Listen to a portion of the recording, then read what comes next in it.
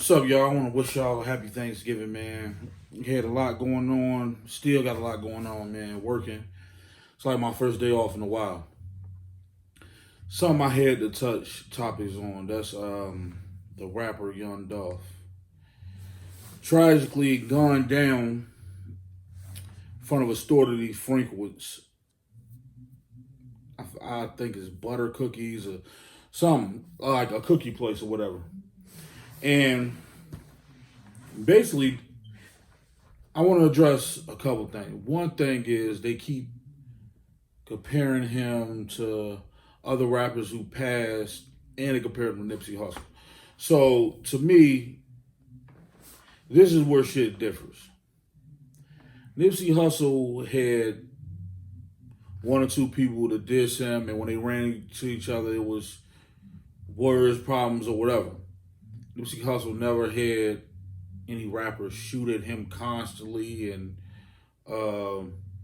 have a mockery of him in a video and, you know what I mean, a whole bunch of back and forth.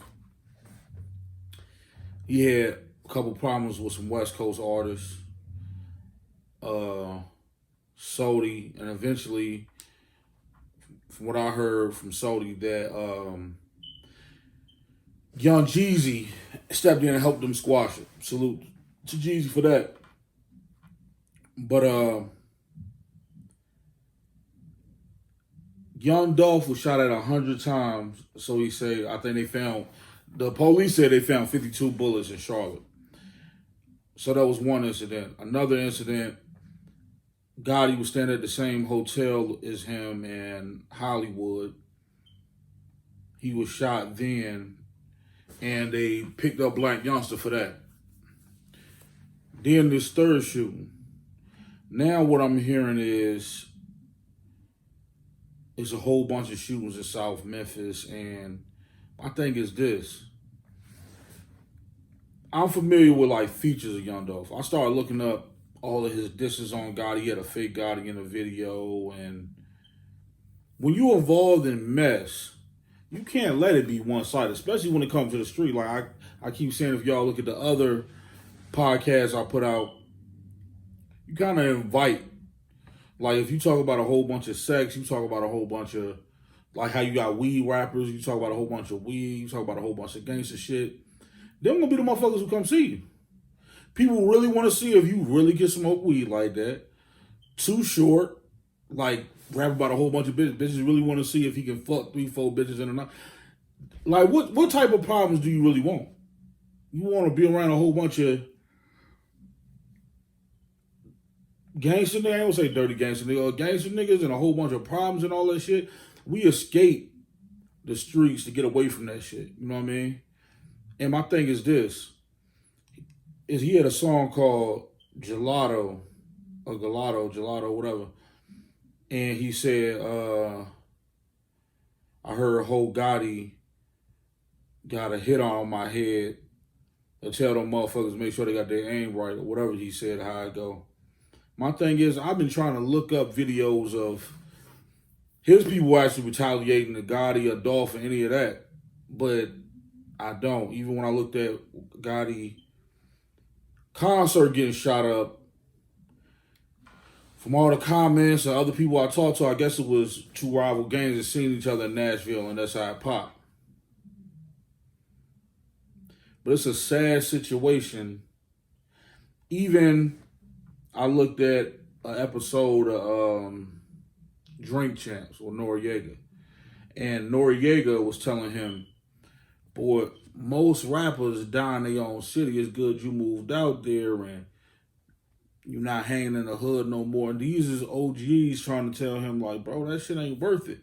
And he telling Noriega, nah, fuck it. I'm going to do what I want to do. I'm going to move how I want to move. And I guess his partner was in the car with a Draco.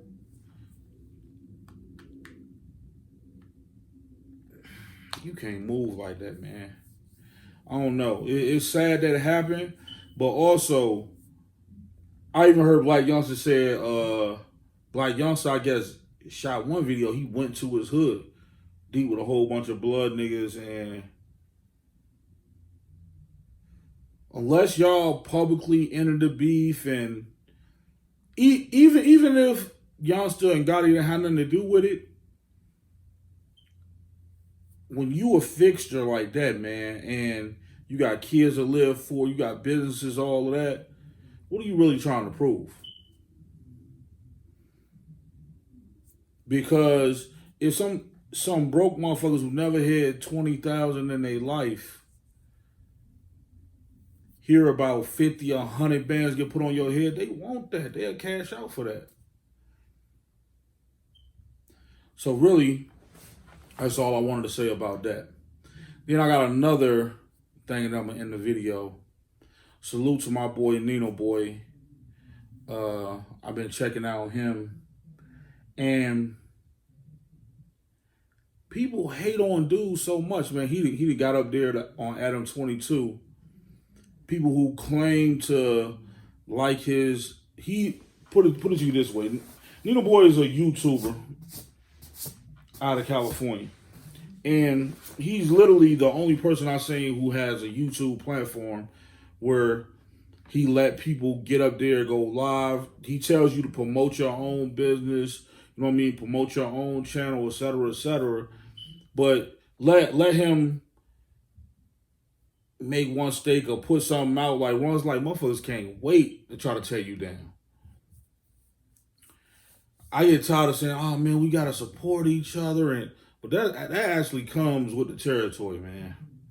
So eventually, fake motherfuckers gonna get up out the way, man. And my homie said some real shit to me when I was younger. I ain't get it. The nigga was like, "Bro, you won't realize there's only a few real motherfuckers. Everybody else." And I'm like, "Damn, nah." Most everybody, but a lot of that shit is facade, man. And when you see a lot of motherfuckers wind up rolling dolo, when you don't see them around a whole bunch of niggas and etc., that's because motherfuckers show their hand. And a lot of times motherfuckers be too prideful and, oh, nah, I'm gonna do this, that. Come on, man. You gotta be about your issue, whatever your issue is.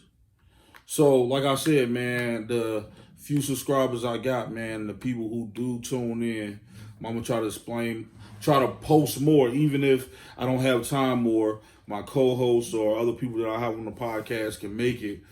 I'm gonna start trying to do some of these just on my own. But like we said, man, keep in tune with the Nothing to Lose podcast. Peace and love, man. One.